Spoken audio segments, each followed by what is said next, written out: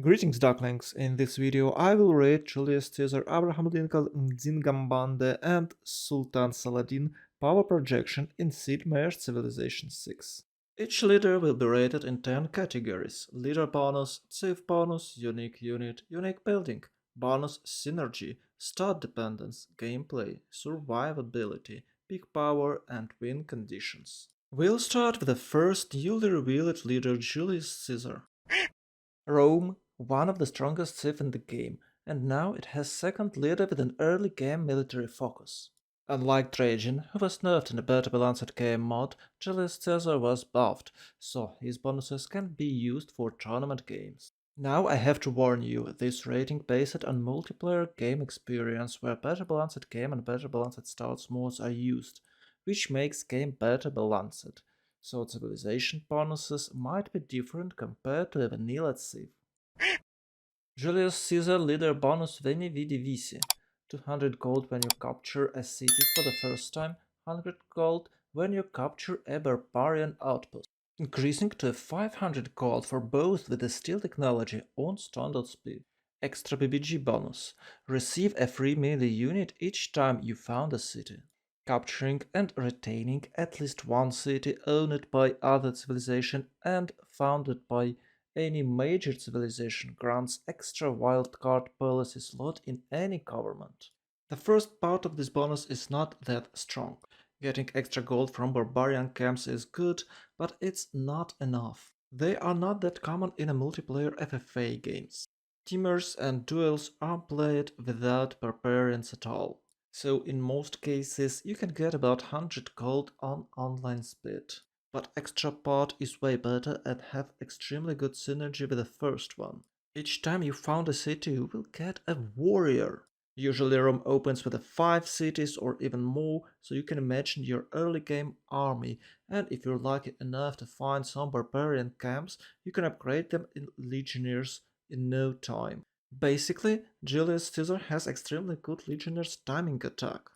The only bad thing here is you can't attack anyone on online speed with the melee units. Second problem, you still need iron for those guys, so you won't have a lot of them. And of course it's not very economically profitable to rush legionnaires, so basically you might use this to defend your wide borders. Compared to Trajan, who has free monument in each city he found, this bonus gives you way less tempo. And the last part, extra polity card, is extremely good bonus, but you have to earn it. I believe in some games it's just impossible to have it. So I rated it 7 apples out of 10. All roads leads to Rome is at civ bonus and works for both Trajan and Julius Caesar. This is one of the most underrated civ bonuses. I like it a lot and it gives you a lot of freedom inside your empire immediately. It can be used to a better settling, especially on a highland mobs. It of course helps you to defend your wide empire. With this bonus, Rome can play wide more safely. And it's always nice to have a trade post and some extra gold from it. Maybe I'm giving it too much, but I rated this bonus with a 5 apples. Now we finally reach to the almighty legions. The strongest classical era unit and maybe the strongest unit in the game. It costs only 5 iron, has 40 military strength and can build forts or chop woods. With a good amount of legions you can even defend against knights and crossbowmen. So you don't have to worry about taking advanced units. But the problem here is it costs iron. Yes, it's only 5 iron, but still, you can't rush legionnaires. From another hand, you have to discover encampment district with a bronze working technology, which might ruin your discount build order. Despite all the good things we've heard about legionnaires, I believe it's a strong defensive unit which helps you to build wide empire. Including all the factors above, I rated Legion 8 out of 10. Bath is a Roman unique district replacing Aqueduct. It's super cheap, super effective, and people are usually rushed. This super cheap district helps Rome to settle wherever he wants. You can build it in no time in your new cities, that is why I rated it with a 6 apples. To summarize how these bonuses works together, we'll discuss its synergy. Playing Julius Caesar, I finally felt the power of Rome. You can spam as many cities as you want and don't have to worry about defense with the free units granted. Roads help your slow units reach any point of the empire and beyond. Extra early game gold is always in use, and of course, you can finally overwhelm your neighbors with a legion's flood. After all their deeds, your legions can rest in a warm bath. All bonuses works together so smoothly, so I couldn't rate their synergy less than 10. I highly recommend you to play Julius Caesar with a PBG mod. We're halfway through and it's time to discuss stat dependence. In vanilla Civ, Rome is known for not the best stats, but with a better balanced start mode, it has a decent stat. Not the OP, but still decent. Thanks to its bath and roads, Rome can settle nearly everywhere. Its gameplay style provides him enough food and production in newly built cities. It doesn't even care much is it coastal or continental empire. Rome can do anything. That is why I granted 8 apples for a Julius Caesar star dependence. Next stop is a gameplay. It describes how easy to play this specific civ. And you might guess that it's easy to play Julius Caesar. You are super powerful. Ancient Age Civ is extremely easy for you to get Golden Age for classical and medieval era. You can conquer a city-state, maybe even your neighbor, which snowballs you even farther. No one in their minds will ever try to attack you. Your build order is quite simple, and even if you are new to the game, you can easily reach top stats on the map. With all of the above, I give it 9 apples out of 10. Let's talk about survivability of Rome. Survivability describes how hard or how easy Civ can defend itself. There is of course a chance that you can be eliminated with a horse rush, but I had the doubt that you can do this with Julius Caesar. In a mid-game, legions are still good to defend you against medieval units. In Renaissance and farther into the game, you can't rely on your military bonuses, but you can rely on your snowball. If you had bad early game, it will be really hard for you to come back. But from another hand, if you had amazingly good early game, I bet no one can stop you. So it depends on you. Can you survive the late game? Can you win the late game? Because Civ itself has no bonuses for their timings. Keeping in mind that we're having super strong legionary unit, I grant Rome with the 6 apples. Our next stop is a big power. This topic measures how strong Civ in a specific timing. Can it turntable the game? It is not hard to guess that the Rome is the strong early game Civ. You have those legions, you have those roads, you have all good military bonuses, but unfortunately it's not that much. In my belief, Legion is a strong defensive unit. You can settle wide, but it is hard to attack anyone with it. And you don't really know who is your true enemy in early game. So even though Rome is super strong early, it can't change anything because there is nothing to change yet. The game is just started. And even if you try to conquer your neighbor, you can easily derail yourself because you don't have enough resources to achieve a fast and smooth victory. And even if you succeed conquering a 3 city, for example, those guys who was friendly to each other would probably have even more cities than you are. So in the long run, you have a good chances to lose the game. That is why I give Rome only 5 apples for its big power. The last topic is win condition. It means what victory you can achieve with a Rome. With a good early game, you probably will have a lot of production and science. So the easiest way for you is a domination victory cheers. Though it's hard to achieve actually, so you might try some science victory with a GDR defense and some nukes into your neighbors. Diplomatic victory is not a win condition for you at all, because you'll probably have a lot of factories and some capital cities occupied. You can go cultural victory with all those tall cities you'll have, which might have theatrical squares, but you don't have any bonuses for this type of victory. Religious victory is not an option at all because you shouldn't have any shrines. But in most cases, people might just forfeit because of your superior stats. And with that, I grant Trajan 5 apples for the win conditions. This doesn't mean that Trajan can't win the game. This means that Trajan has no specific win condition for his civ. He's not designed to achieve scientific victory, for example, but he can achieve any type of victory depending on a game situation. With his flexibility, strong early game and snowball, Julius Caesar got 69 apples.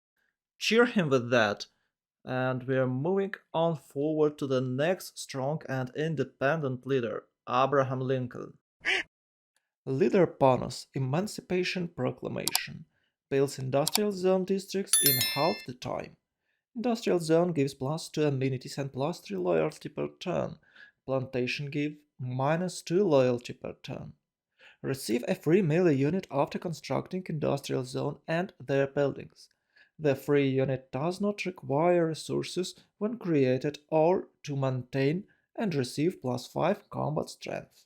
I have to admit, I thought it's not very powerful bonus, but when I tried him, I started to value Abe way more. Emancipation Proclamation is a strong mid and late game bonus.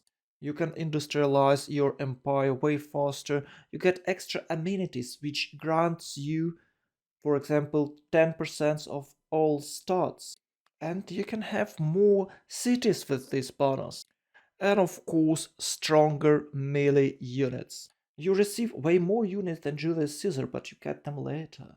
But because of that, you can attack someone with the help of military engineers, so your timings is way better than anyone else. The only problem with that is line infantry on the bottom of attack tree and industrialization on the top side of attack tree. So you still have to spend some gold on upgrades.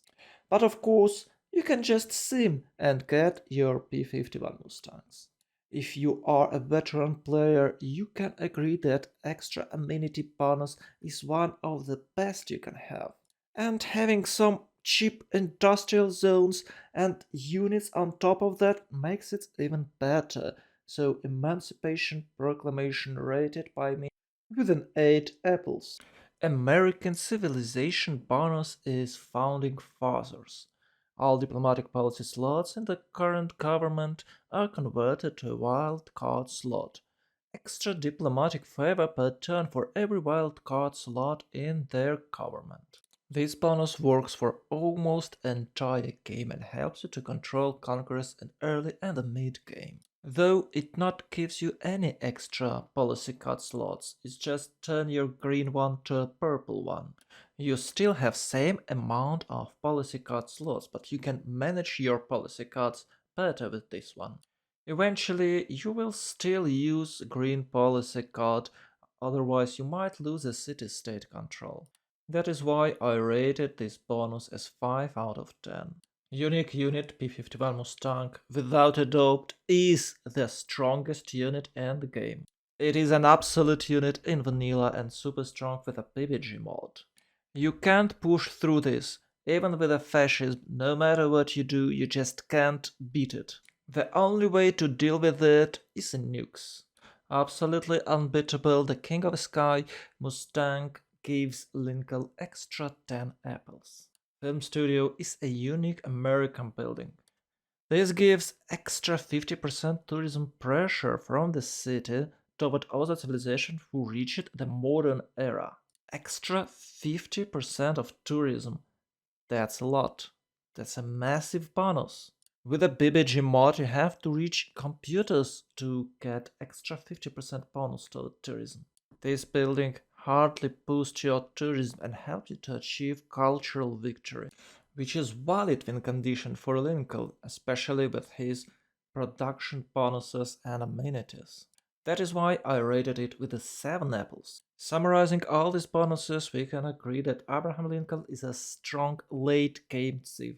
All bonuses stacks well together, extra amenities, boost your science, culture and production. Cheap industrial zones gives you no chances to skip it. Free, stronger units helps you with the defense so you can focus on your development, on your industrialization. You can rush there, you can rush flight and build those P-51s even without a policy code, and then you can go radio and build your movie studio. Knowing this, you have a strict game plan from the very first turn till the end game. Unfortunately, these bonuses not boost each other. That is why I rated it only with the 7 apples. In my opinion, Abraham Lincoln is not the I can play anywhere civ. You dependent on a good industrial zones. You can of course play naval, but you are not that strong as steady.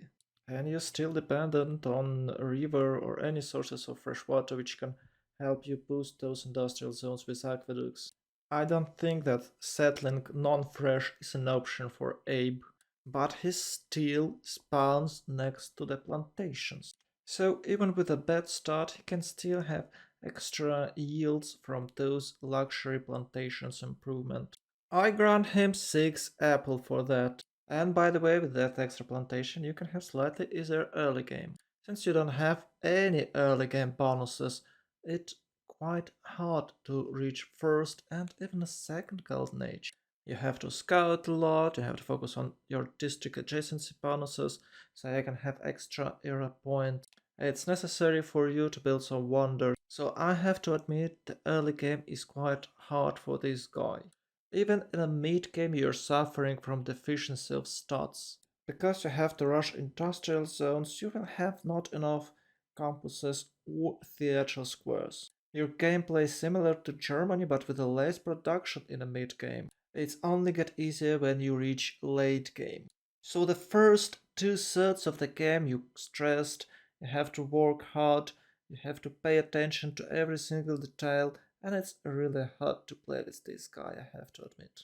That is why I rated him only with the 4 apples. Survivability is another issue for Abraham Lincoln in the early and the mid game. Like vanilla, BBG mod moves men at arms from apprenticeship to military tactics technology, so you can't have them free right after you build industrial zones. In most of the game you'll get swordsmen with these timings. You can of course delay industrials, but why would you? Mid game is slightly better because of free musketmen. They can protect you till you get industrialization. And then of course with the factory spam you'll have massive army, so it will be hard to deal with you.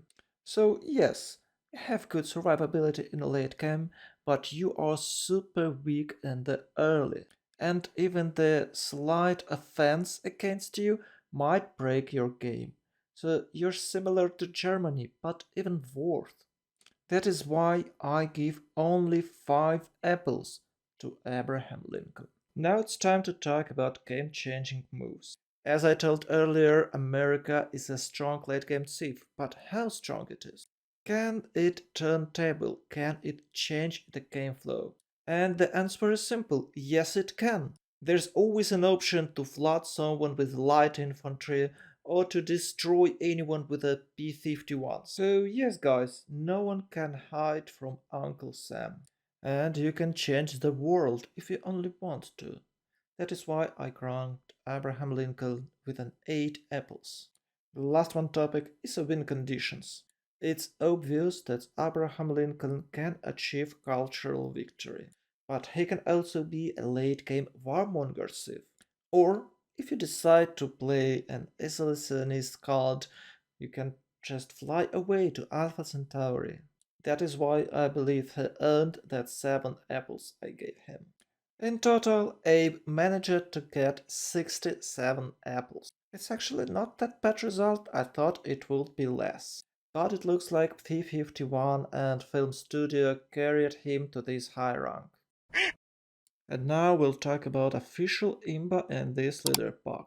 Nzinga Mbande with its extremely strong bonuses. Luckily Queen of Ndongo and Matamba nerfed in the PBG mod. Non-capital cities on home continent gain extra 10% to all yields. Other non-capital cities receive minus 15% to all yields. This bonus gives you extra 10% of everything. Just just because. You don't even have to do anything. Just put a city on your continent and you're done. You get 10%. And another bonus of this Queen of Ndongo that you can found a religion. You can finally have a religion. Whoa, cheers for that. It's like Saladin but better. Anyway, I'd like to give this bonus 10 apples, but because it was nerfed with a PBG mod, I give it 9. Nkisi is a Congo civilization bonus. Relics grants 2 food, 2 production, 4 gold and 1 face. Artifacts and sculptures grant additional 2 food, 2 production, 4 gold and 4 face. Palace has slots for 5 great works.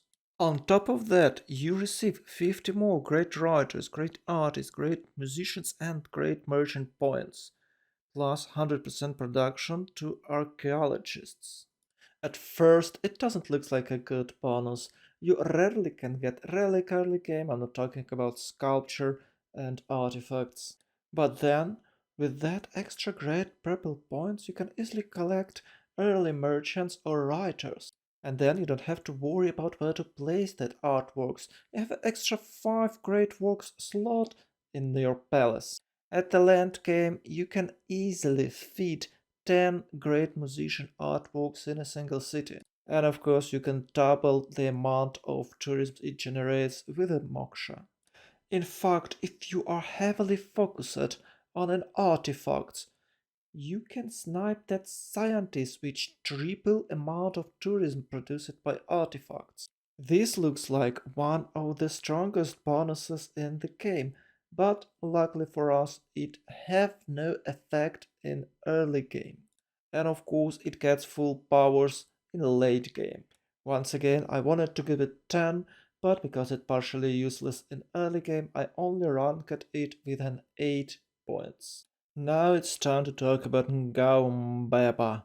Oh guys, I hate this unit. It looks so awesome and a lot of people think it's good one, but it's actually trash. It costs more than Legionnaire, it does nothing, and even that buff with extra movement points gives him no use in the regular games. The only good thing about it, it's stronger than Swordsman, and that's it. Every time when someone trying to achieve anything with this unit it fails, you should never rely on it. That is why I give only 4 apples for that trash. Mbanza, from another hand, good unique district. With this one, you can actually settle almost everywhere, just like Rome, but a bit later. You won't have that crazy tempo as Rome, but still you can increase the number of your cities. The only problem with it that you have to preserve at least one forest or rainforest tile and not to chop it. It of course won't help you to achieve any type of victory, but it's still nice to have one. Maybe just because I'm a huge fan of this unique district, I gave it 5 apples. In conclusion, all these bonuses are relatively good, some of them are pure imba, but they are not working together very well. Mbanza, for example, can help you to spam cities, but Queen of Ndonga will debuff that extra cities you build. You have a Thrasher unit that's slightly stronger than a swordsman, but no other bonuses to use it. Queen of Ndonga with extra 10% to use would work with any other bonus as well. That is why Nzinga Mbande bonus synergy granted only with a 5 apples. Now let's talk about starting position. I have to say I like it. It's really good quality start in most of the time. You'll have river, you'll have hills. The only problem is the jungles, which I personally don't really like. But hey, it's still a good quality wood that you can chop later. That is why she's scary in Connect. Because of Mbanza you can settle non-fresh in a mid-game. The only problem here that you don't like naval stats. Having extra merchant points force you to build commercial hubs, not harbors. In all other cases you're good, and that is why I ranked her with the 7 apples. Gameplay is not that easy as Roman, but it's still fun. You can finally found the religion. I tried it, it's worked fine. But I believe if you are meta slave, you would probably go Magnus Internals and farm all those sweet merchants. It shouldn't be that hard to get first golden age, but you have to work for it. The second one and the third one, of course, is super easy because of great people points flow and Mbanza and Gaumbemba. Usually, you will have a good quality continental empire. And of course, you can play tall empire, extremely tall empire. So yes, I grant her 8 apples for the gameplay. Survivability for the Civ is not that bad. You still have nice early game unique unit that will help you against any type of aggressions. It's supposed to protect you from crossbowmans, but it probably won't. And there is an option for you to take God War and Plunder Pantheon, which helps you to farm merchants and generals. Because of Banza, you'll have tall cities, you can build that extra district easily, and most likely will have a general for any type of war. But unfortunately, you have no any other military bonuses, and your late game probably will be hard if someone decides to just destroy you. Unlike Rome and Ape, I don't think you'll have enough production to outspam anyone with a military. But because of strong early game, I give her 5 apples. Peak power. I don't think that Congo has any peaks at all. Yes, you can have good starts, so that's basically it. Of course, with an extra culture, you might reach fascism a bit faster than your opponents, but that's basically it. I don't think that it's enough to overwhelm anyone at all. Best you can do is to defend your own borders. She earns only 3 apples because of that, but it doesn't mean she can achieve cultural victory with all that she has. I have to admit it's quite easy to achieve cultural victory with Nzinga Mbande. Of course, you might try some other type of victories, but cultural is what you should aim for. With all that strong bonuses for this specific type of victory, I grant her 8 apples out of 10. That means in total she got 62 apples. I'm surprised with such a low number because it's really fun to play her, and I highly recommend you to try Nzinga Mbande. Our last leader for today is Saladin Sultan. In my opinion, the victorious is a huge nerf for him, maybe because I am not a fan of warmongering myself. The victorious gives extra 100% flanking and support bonus to all combat and religious units. Well, with this bonus you can easily achieve cultural victory against AIs, but against players it doesn't work that well. In a regular combat, it is harder to kill you, yes, and it's easier for you to flank someone. So it's not a direct bonus, and your unit's still vulnerable from ranged attack.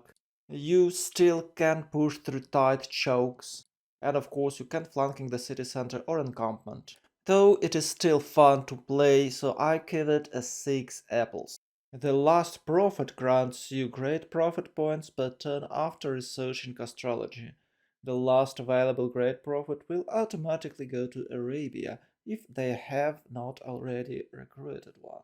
Extra 1 science for each foreign city following Caribbean religion.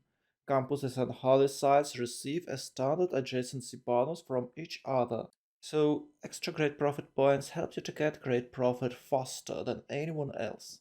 You can choose the best beliefs, that's neat part. The second part of this bonus is basically useless because you already have a profit, so no, you don't wait till everyone else get their religion. Extra 1 science for each foreign city following Arabia's religion is a really small bonus actually. Campuses and holy sites adjacency bonuses give you so much science, so this small drop of extra science is not even a valid thing. And of course, you don't really want to spread your religion early game because you need to seem you will spend your face for builders. And yes, the reason why Saladin is still popular, of course, these adjacency bonuses and sweet, juicy setups with enormous amount of faith income. So, in conclusion, all bonuses are quite weak except that adjacency bonus. That is why I grant only 5 apples for Saladin. Mamluk is a Arabian unique medieval era unit that replaced the knights. Heals at the end of every turn, even after moving or attacking. Now that is super fun and good quality unit, especially with the victorious bonus. With that extra science you have, you can rush Mamluks right away, or you can delay it and use them for defense. Doesn't really matter, this unit brings some quality seam for Saladin because it can protect or it can expand your borders. And if you are lucky enough to get Harun al-Rashid al-Zahrawi, which can heal your unit even more, these guys practically unkillable. For those who don't know this guy, it's the scientist who gives extra 20 healing for your units. And I believe it's not that hard for Saladin to get him, because they have campuses, just to save some points. With all these awesome bonuses, I rated Mamluks with 8 out of 10 points. Up next is one of the best building in the game. It's Madrasa. It gives bonus phase equal to the adjacency bonus of the campus district. And the best part of it, it's in a theology, where the temples are. So you can get extra phase and extra science early in the game, and this stacks amazingly well with entire gameplay concept of Saladin. Without any hesitation, I gave 10 apples out of 10 possible for this amazing building. As I was saying earlier, all these bonuses have amazing synergy. I really like how Saladin works. Unfortunately for Sultan Saladin, I think that Sultan this year has better bonuses as a thief in general. That is why I grant only 9 apples for its bonus synergy. It truly does look like that Saladin is super imbanation, but it has its own issues. So let's start with the stat dependent. Since you have to start with the holy sites and campuses, you'd like to have an extra adjacency bonus for that buildings, but unfortunately you can't get every single start. Of course, it doesn't really matter for you because +0 campus for other cities will be +2 campus for your, but it is not always easy to place that setups. You will probably have to open extra text to chop jungles, which I don't really like to do early game. As all religious thieves, you're quite dependent on a city-state presence. It is completely different game if you can choose white city-state or if you can't. With all that extra utility disadvantages that he has, I grant him 5 apples out of 10. The gameplay for Saladin is fun and boring at the same time. If you have great setup, it's quite good. If you're not, then it's a pain. And of course, Saladin has even worse situation than average religious thief with a gold. You have to open with the 2 districts that gives you no gold and you're playing monumentality. If you are playing Saladin, prepare yourself to have negative income of gold by turn 30. I am not a huge fan of religious thieves because of that. Maybe that is why I granted only 6 apple for a gameplay category for Saladin. Another common issue for religious thieves is early game survivability. And that is where Saladin does way more better than a regular thief. First of all, as a religious thief you can always have defender, and the second, the victorious bonus gives you a lot of military strength when you are defending.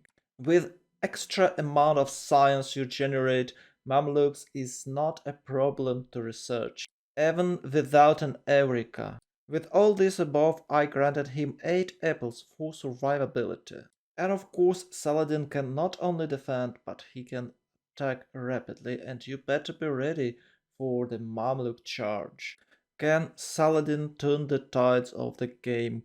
Yes, he can. But not only because of Mamluks, but because of his extremely good science outcome. It is of course about 20% worse than Saladin Vizier, but it is still good. I gladly would give him more if there was no Saladin Vizier, but unfortunately I grant him only 7 apples on the big power topic. And now I believe it's time to discuss the saddest part of this leader, the win conditions. As I was saying earlier, it's almost impossible to achieve religious victory in a multiplayer game. And I have to mention that Saladin has no gold income at all, so you'll have a hard time in an FFA too. He of course can be good for a 4v4 matchup when someone else will generate gold for you, but let's be honest, there is no specific win condition that Saladin can succeed. You can have nice start, enormous amount of phase, but that's basically it. Unfortunately, despite all good things that I told about Saladin, win conditions on this Civ is quite low. I grant it 4 apples, and I think I give it way too more than it deserves. In total, Saladin gathered 67 apples. Cheers for him. I thought it will be way less, but I tried to be honest with each bonus. Even though I'm not a huge fan of religious civs, somehow I gave him 67. It's more than Congo. I'm so surprised and shocked, but maybe this is just a better civ than Congo. Who knows? Well, guys, thanks a lot for watching. Hope you are still there. And if you are, please share, like, sub, and leave a comment below as a sacrifice for YouTube algorithms. Have a nice day.